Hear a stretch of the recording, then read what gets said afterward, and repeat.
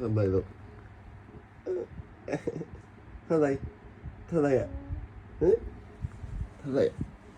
เท่าไรอ่ะอาจจะอีเท่าไรอันนั้นอันนั้นอันนั้นอันนั้น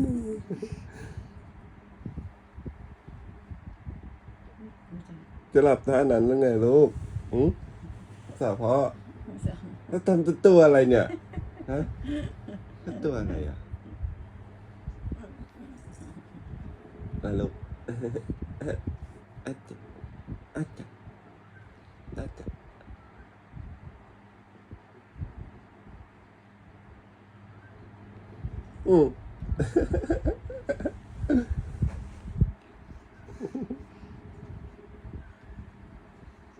หลับเด็กก็หลับ